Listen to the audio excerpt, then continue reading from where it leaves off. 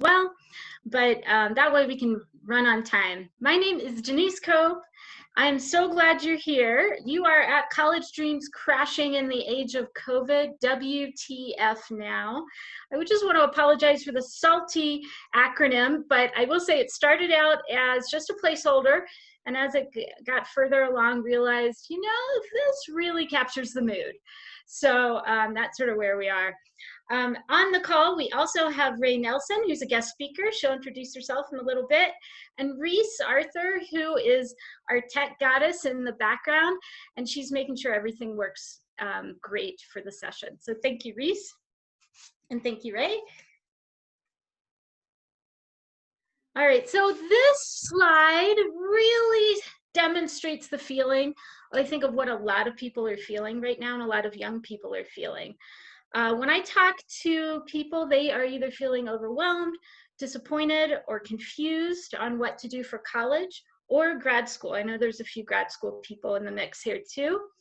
For example, my niece's college about 2 weeks ago moved from in-person to online, and I know that that's been happening rapidly and probably will continue to happen rapidly in the next few weeks. I know other students that might be on the call, they had their sports scholarships completely canceled. And so that really just puts them into a, oh my goodness, what do I do now type of situation. So with that in mind, I just want to take a poll right now to see how all of you are feeling. So there are 3 questions. And if you would just answer sort of honestly, and then we'll get a sense of where people are.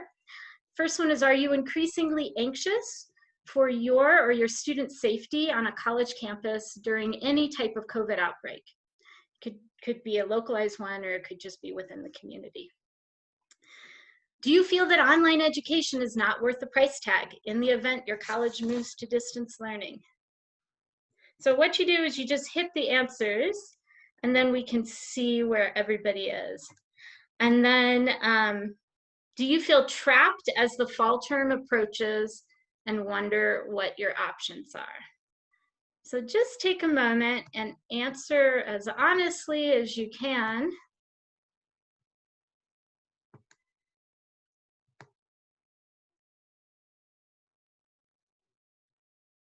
All right. Give about 10 more seconds, and then I'm gonna, we can look at some of the results and see where people are.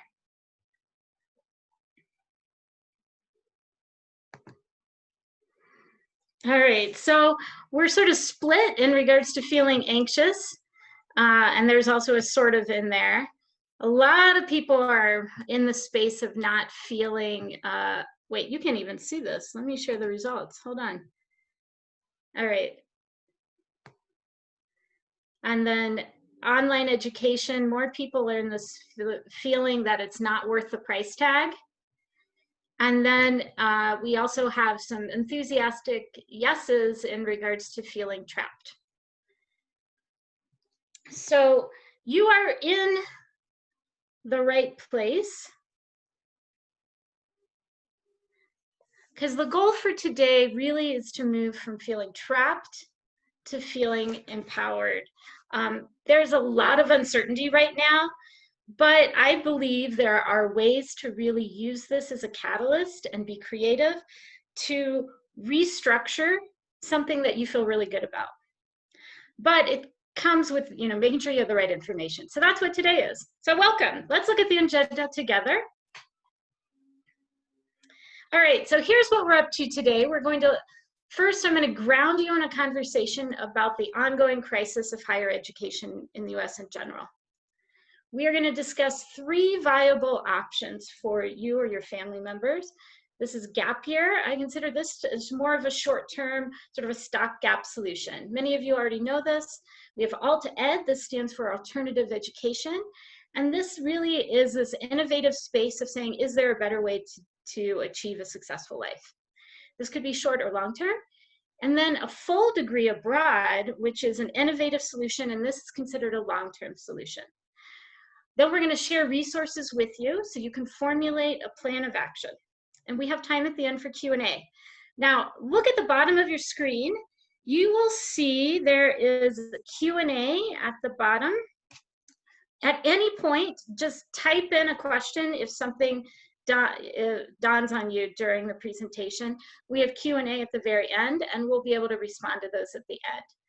There's also a chat feature, and this feature Reese will be using, and if there are any resources with links, she's going to send them to you during the chat, and then you can always copy and paste those, and then you have them handy to research on your own. We're also recording this, so at any point later, give us a few days to deal with the technology, but then you'll be able to watch it again if you need to, or share it with friends. Okay, so just a quick introduction of me. My name's Denise Cope. I'm the president of Affordable Degrees Abroad, and I've been in higher ed for 20 years, mostly in the international education space. And over the years, I myself became dissatisfied with the status quo regarding the high price tag of US higher education. And I felt like, you know what, I know a better way. And so I set up shop a year ago with Affordable Degrees Abroad and have been helping students and families with undergrad and grad programs abroad and finding the right match. I'm also a parent, and I'm committed to the growth of young people in a safe environment. So that's me. And I'm pleased to also have Ray Nelson on the call. And Ray, please let the group know who you are. Sure. My name is Ray, and pleasure to be here. Denise, thank you for putting this together. My volunteer passion is gap years, and we'll be going into more depth about that. It's been my passion for about 20 years, and I'm a gap year parent, researcher, and author, and I'm also on the board of the Gap Year Association, and we have been following the trends in higher ed and gap years very, very closely in real time almost since COVID started. So thrilled to be here and look forward to the conversation. Great. Thank you, Ray. All right, so let's ground what's happening right now is not coming out of nowhere. So I want to make sure you understand the context for how these decisions are getting made in higher education space. So this higher ed crisis has been brewing for 10, if not longer, years. As you already know, tuition rates have risen at a higher pace than wages have. And who's been taking on this burden? It's been parents and students. So the stats are, it's 45 million borrowers, $1.5 trillion. And that's the families and students taking that debt load on. And families already, this is pre-COVID, have been questioning the ROI on a degree. And they're saying, can I do this? Does this make sense for me? And in addition, there have already been enrollment crashes. So universities were already seeing their enrollments decline. So this was the backdrop prior to COVID. Now, COVID has really changed how things are going. I liken it a little bit to department stores, right? So we've already known for a while that brick and mortar department stores, their business model was probably not going too well. But what has happened with COVID? COVID has accelerated this crisis. And so recently, within the last few weeks, we've seen JCPenney's go out of business, J. Crew, Barney's, Lord & Taylor, Neiman Marcus. I just saw today Steinmart now is in bankruptcy as of today. So I liken it in many ways to what we're seeing with department stores. The latest article I read was in the higher ed space. In the next 12 months, we may see 10 to 20% closures of smaller privates and weaker publics. Now, if you do the math, there are 4,500, more or less, universities and colleges in the United States. 20%, that's 900. That is a lot of university closures or / mergers in the next 12 months. And so what's happening, why this is relevant, is that some universities may be choosing in person during this time period because they have no alternative.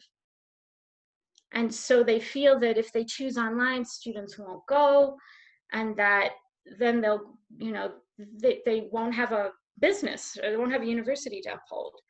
And so what we're seeing is, I just looked at the math today, and this is all in the Chronicle for Higher Education, so you can always look this up yourself to see. As of today, 24% of universities are choosing primarily in person. Now, 2 to 3 weeks ago, this was 50%. So this number has changed dramatically in the last 2 to 3 weeks. About 26% now are in the to be determined category. So that's probably where those extra numbers went. 14% are hybrid, and the rest are some version of online. So what this translates to is that things are in flux, and likely this is going to be a sandwich of the brown and smelly variety, no matter how you slice it this fall. So with that backdrop in mind, I really want to transition to options, right? I want you to feel empowered and not like completely destroyed by all that information I just shared. So there are amazing options, and that's really what we're here to talk about today. So those are, the first one is GAP.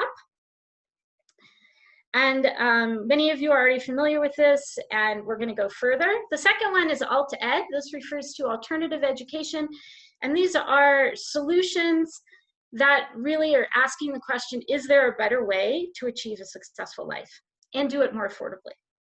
And then finally, this is my specialty, full degree abroad. We're going to talk about some options to be able to do an undergrad or grad degree abroad.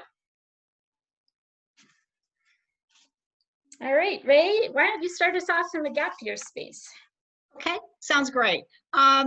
So gap years, just a quick bit about my personal story, and then I want to get into gap years in the age of COVID, cover the programs options that are out there, the income options, and as it says on the slide, self-designed or fully structured options as well. So about 15 so years ago, our youngest son came to us, and he was a public high school kid from North Carolina, and said, I'm not going to college next year. And he had already been accepted at his dream college. And we said, okay, fine, what's your plan?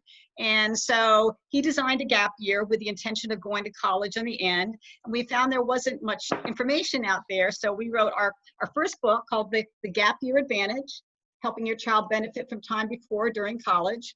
And then it became our passion advocating for it. So eventually we wrote a second year called Gap Year American Style, Journeys Towards Learning, Serving, and Self-Discovery. We started trying to do some research in terms of the impact of gap years, because there wasn't much impact out there. So now fast forward, and here we are in the age of COVID. And COVID, of course, has disrupted the normal transition of almost everything, including the pathways to college. In a normal year, the Gap Year Association, which is a nonprofit dedicated to the gap year community and movement, in a normal year, they estimate around maybe 40,000 kids take a gap year. Well, this year, surveys are showing that maybe 1 in 5, that's 400,000 students, are uncertain of what their plans are. So huge disruption, a lot of uncertainty, but a lot of opportunity as well.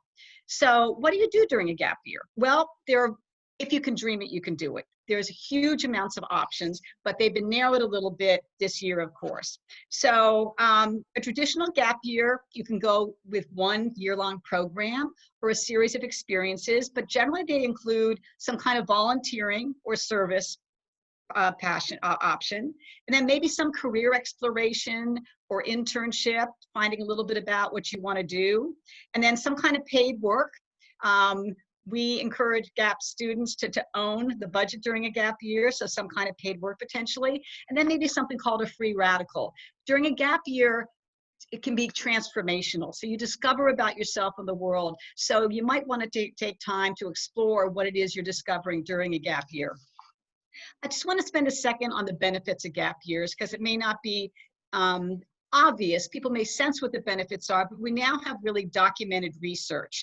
So the benefits include, as I mentioned, Adam, we could see it was transformational, and he became much more independent and confident and self-directed. And I see Denise is nodding her head a little bit.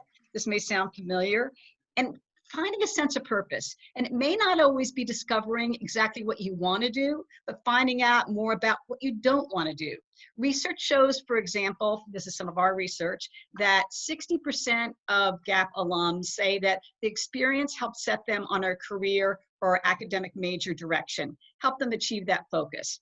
Based on all that, research also shows that GAP alums tend to get better grade averages in college and graduate in less time. So higher ed also is seeing a lot of advantages to having GAP students on campus.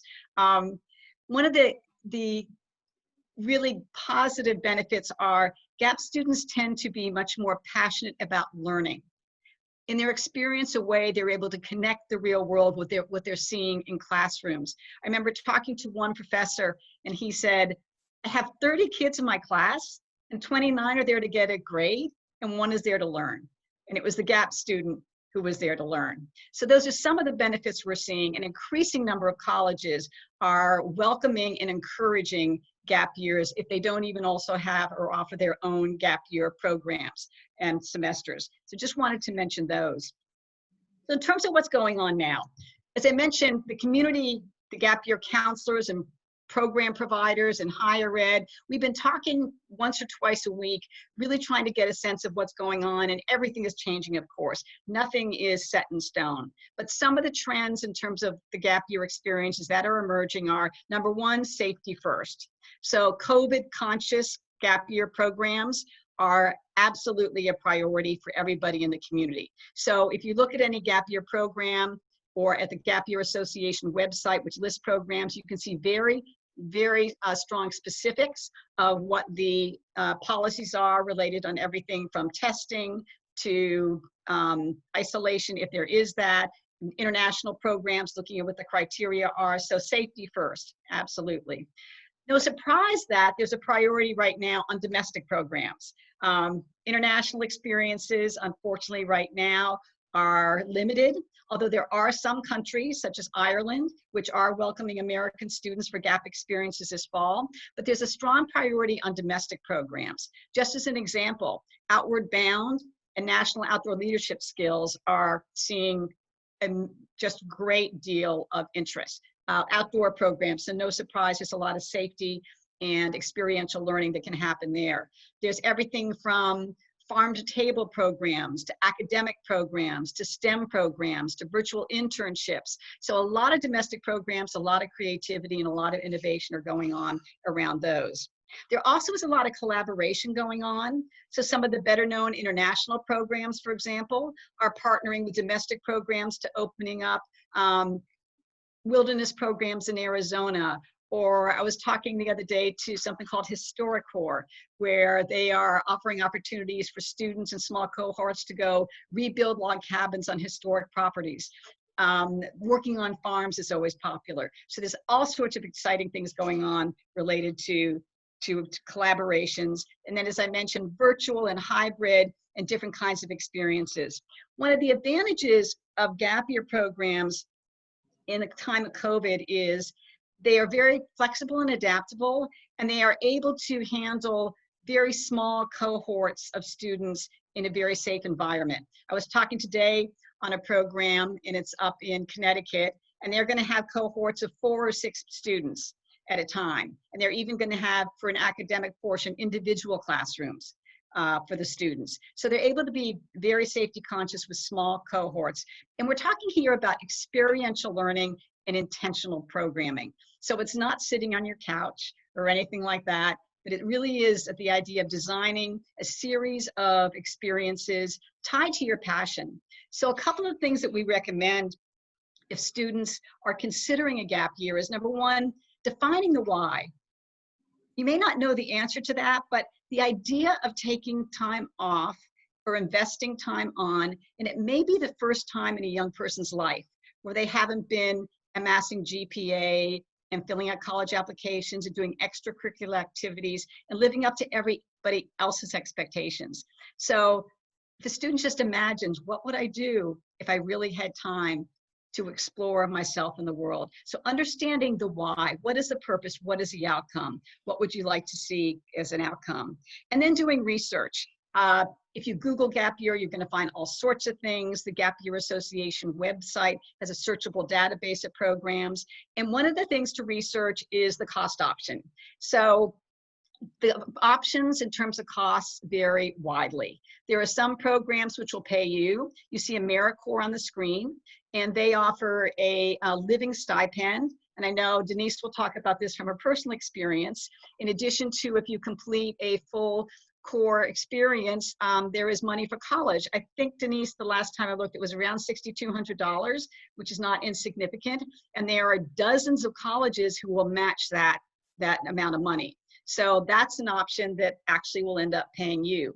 As I mentioned, in working or interning as part of your gap year experience is certainly a way to save money. And you will talk to a number of gappers who come out of a gap year with money in the bank to save towards college or whatever they want to do next. There also are programs which are expensive, almost as much as a tuition of a semester in college. So you really need to do your research. And some of those programs invest heavily in the international experience, of course, and research and staff time. And so it does cost money to run those kinds of programs. And a lot of them do have research in terms of their outcomes. So the key is do your research, make sure you have a budget, take your own time and invest in either saving towards that time in terms of your gap year costs, or working towards that time, or also at the end of graduation, a lot of kids might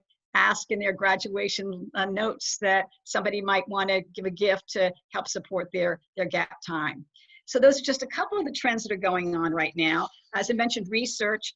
I also want to mention that there are gap year counselors, very similar to college counselors. There are gap year counselors, and these, again, they're listed on the Gap Year Association website, who have incredible expertise in knowing exactly what programs are out there, and there are hundreds of different options. So defining your why, doing your research, maybe asking for expert advice if you'd like, or designing your own program is also an option. And Denise, I think you have some experience with that. Yeah, thank you, Ray. I just wanted to point out some of the self-designed ones can be done. A, they're affordable, but also B, you can also make or save some money at the same time. So this is an example, I think, of a really good, what I've seen is good self-design, a component of experiential, a component of curriculum, and a component of reflection. So experiential, this could be work, this could be internship, this could be volunteering. I myself did AmeriCorps Vista, which is the 1 year-long gap year program where I got a stipend, plus I got this scholarship at the end to use for my graduate program. So I did that between undergrad and grad, but you could do this at any point. They also have ones that are shorter term. You don't have to make that huge commitment. So you can do shorter term one, there's part-time, there's full-time, there's a whole range of things. There's through AmeriCorps. Reese will send this information out at the end so you can look that up. Curriculum. So this Coursera is a way to do free curriculum just to test the waters. So this is a great time as you're thinking about, okay, should I do a gap year? Instead of paying $50,000 for your first year of undergrad, what if you just explored on Coursera and took a psychology course for free? Or it could be a marketing course. They have a course on happiness, right? So there are thousands of courses. I don't know if you're familiar with Coursera, but it's MOOC. So these are giant online, usually taught by master professors. And so it's not a certificate or an accredited university, but it gives you that opportunity to explore. And finally, I want to talk about reflection, which I'm going to put a plug for one of my favorite books called Designing Your Life. It's by 2 Stanford professors. I have the workbook here too. And I did this. I think every human should do it as well. But I think it is such a great book for young people. It should be a required reading.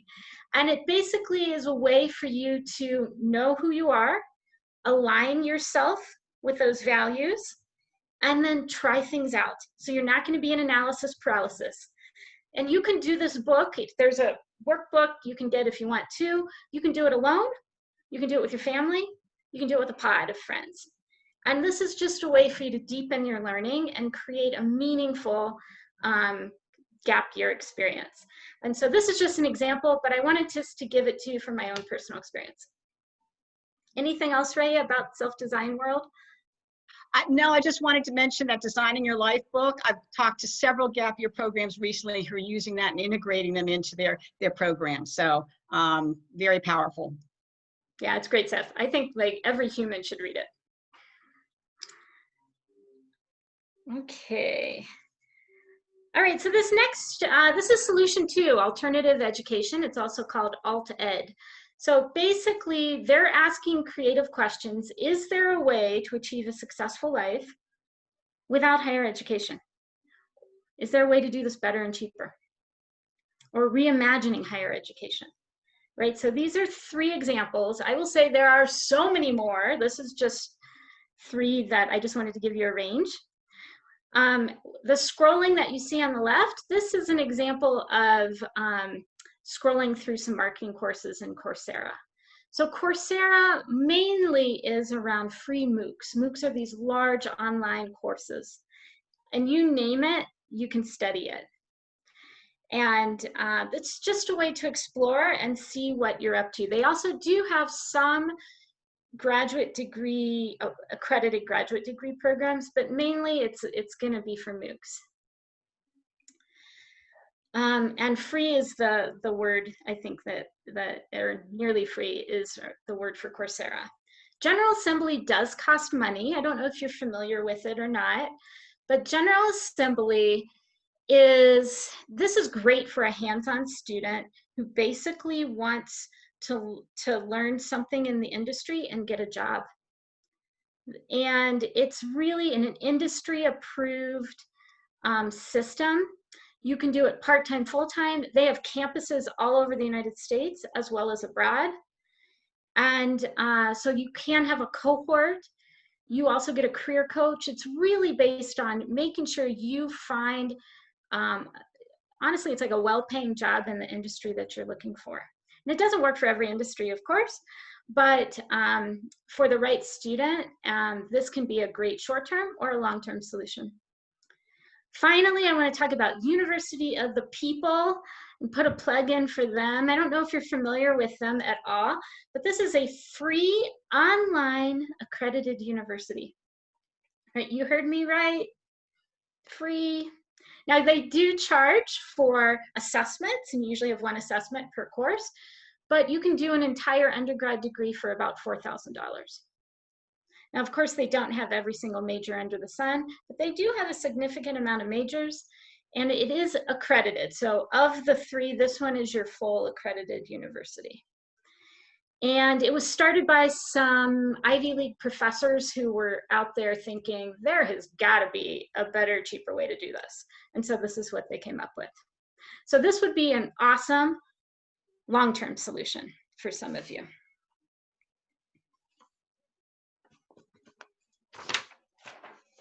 Okay, all right, well, let's move on to the final solution. Well, this is really my space, and it's around getting your degree abroad. And I want you just to imagine for a moment sending your student where he or she can have a residential college experience in a country where COVID has been better managed. Now, it's not going to happen for fall. Fall term, we know, is just, it's off the table entirely. I am working with various countries to see what's available for spring. So stay tuned for that. We obviously know Ireland is currently available, and at least for the moment. But the picture you see in front of you this is in Hungary. So one of my favorite universities is in Hungary, all in English.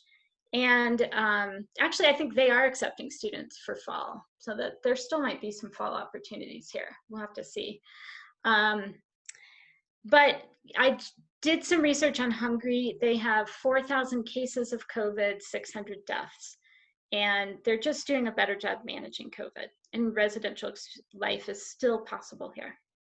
So let's talk about some general advantages of why you would do a degree abroad in general and what I've seen. So first off, many degrees are in English. even in countries where English is not the first language. So Hungary is a really good example. Often they are more affordable than the US. So it could be anywhere from $0 tuition to most of them, there's five, I see 0, 5,000, and I also see around $18,000 a year. So it's usually somewhere in this range. In FAFSA and 529 savings plans also work abroad for about 400 institutions abroad. FAFSA's US federal financial aid. The other attractive thing is that most of the undergrad programs are completed in 3 years. You start immediately in your major. So in some ways, doing a gap year and getting really clear on what you want to study is a really good precursor to this. And if you do the math, right, let's say you chose university and it's $5,000 a year, 3 years, $15,000, that's what you get. That's how much it costs for a fully accredited, globally recognized university. These are high quality and these are world recognized. And also study abroad sort of built into it, right? Because you're there for 3 years. You just deepen that intercultural learning and you deepen your intercultural skill building. And many of the students often report also being able to network and get jobs abroad, or that some of them come back to the States as well. Okay, all right, oh yes, and I should put a little plug in case you're interested. I'm working with the New Zealand government and also with 5 universities in New Zealand. And we're doing a webinar on graduate school in New Zealand. So even if you're in an undergrad space, I do encourage you to attend. Some of the information will be the same, and it's just a way for you to get introduced to some of the New Zealand universities. It's September 2nd at 6 p.m. Mountain Standard Time or 8 p.m. Eastern Time. And there's the link in order to register. And I should put a plug in here. If you fall into that category of, oh my gosh, my sport scholarship just got canceled and I also can't practice sports anymore because they canceled that entire sport. So if you fall into that category, why don't you talk to me or attend this webinar. There are in New Zealand, this is a great place to do some of the collegiate sports around rowing, water polo, tennis, and maybe golf too. So be sure to follow up with me and I can talk to you about some of that. And I want to just say New Zealand's beautiful. Now, of course, we're still waiting for the go-ahead in regards to their timeline of when they're going to admit international students. They have very, very, very low COVID cases, and they're doing a really excellent job over there. So they're being very mindful of how to reintroduce students. All right, so let's recap. So we've got gap year. There's the Gap Year Association, AmeriCorps, and Designing Your Life. In the alt-ed space, Coursera, General Assembly, University of the People. And full degree abroad, affordable degrees abroad, that's me. And study.eu. This is just an example of a database where you can start to search for your degree program abroad. My job is to help you make sense of it because there are thousands. So how do you choose the right one for yourself? Now, Reese is going to, in a few moments, there it is, she's going to put all of the links to all of these resources so you can just go into the chat, copy and paste them, and then you have all of these links available for you at any point. Okay. I think, have we done it? Yeah, I think the next slide is, yeah, that's right, it's your homework. Okay, all right, so first of all, I think asking yourself, if you're doing the in-person, is my university providing a solid, safe plan for in-person?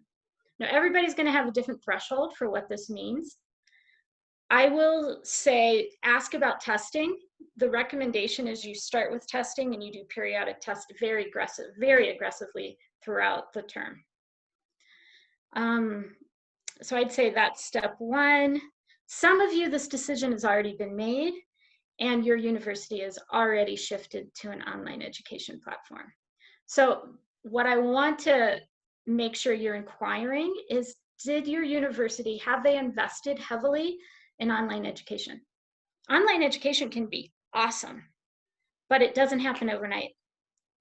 And what we saw in the springtime was, right, it happened so quickly, everybody's just trying to scramble, and it was hard. A lot of students felt slighted, felt upset because they didn't feel like they got the full value.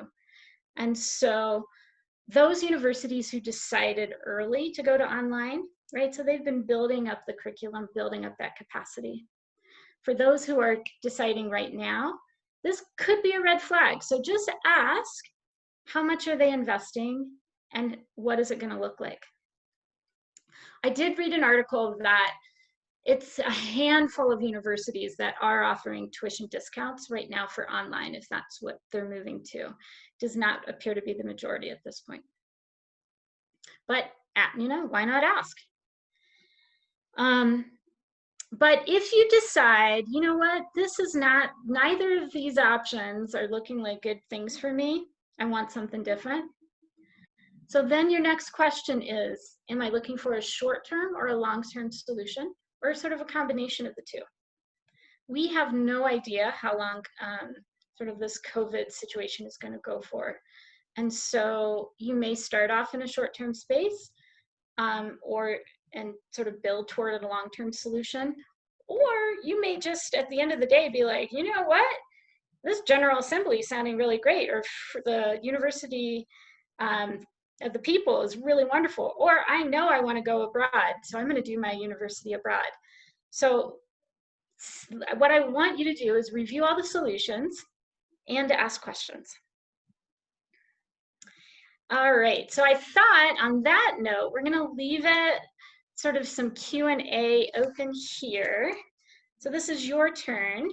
You can go to the bottom, it does say Q&A, and then you can type in a question if anything arises for you.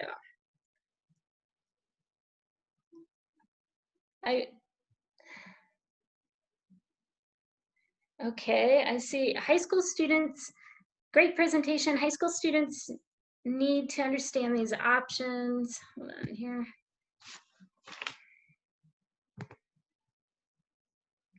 What books do you recommend for these three options?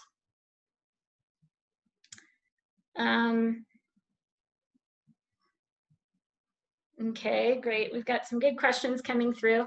So in regards to the first question, the first one is around which books we would recommend. This might be a good opportunity, Ray, to put a plug in for your gap year books again. Right, so as I mentioned earlier, we've written a couple. If you just Google gap years, several come up. So one is called The Gap Year Advantage, and this is primarily for parents on how to have conversations with your kids. And then the other one, Gap Year American Style. There's also one called The Complete Gap Year Guide by an author named Kristen White, which is a very good comprehensive guide as well. So in our space, those are the three which seem to really, we would really recommend. Yeah, and in regards to the other two solutions, I'm not aware of a book per se. I have a colleague who specializes in alt-ed options and helping families think through all the alt-ed.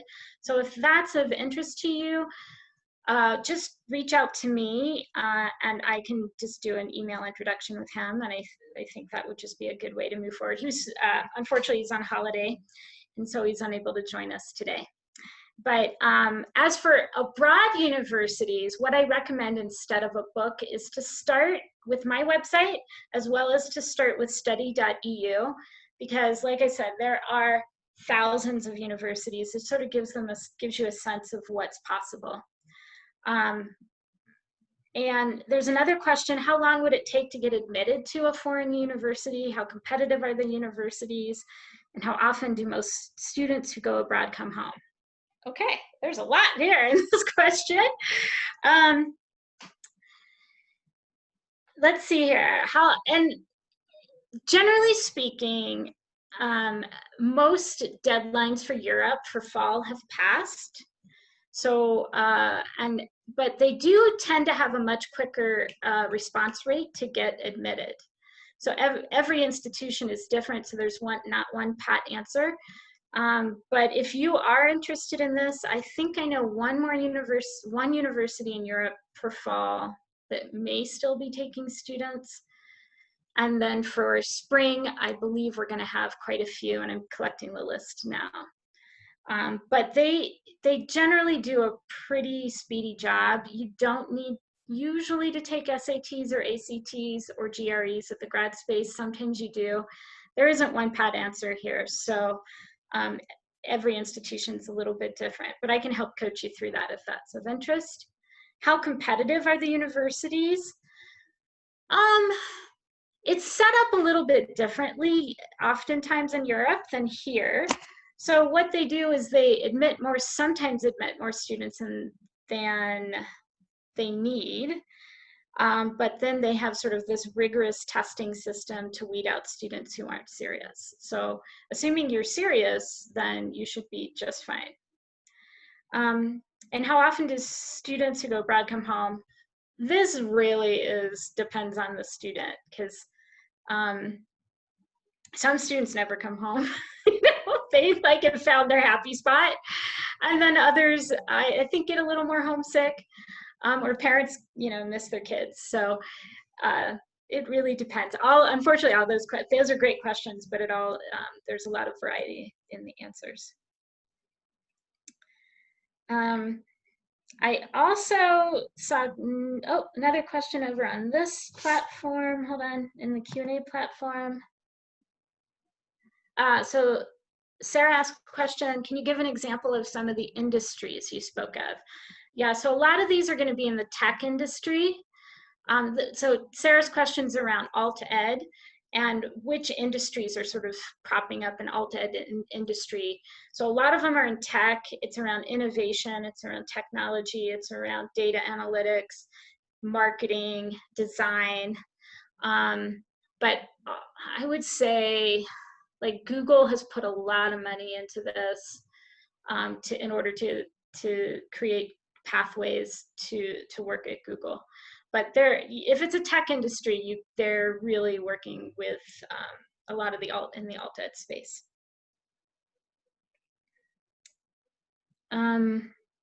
There's another question. Where can I find info on the financial health of my university? So let's see here. There's a really good article that Forbes put out. This was like right before COVID, and they gave each university a grade on its financial health. And so let's see, Reese, would you be able to pop that into the chat?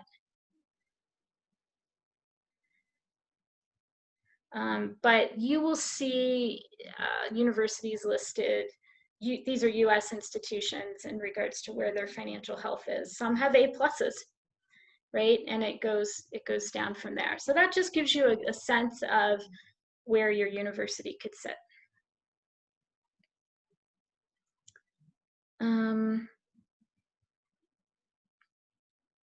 And Ray, who's the best person to talk with regarding gap year options?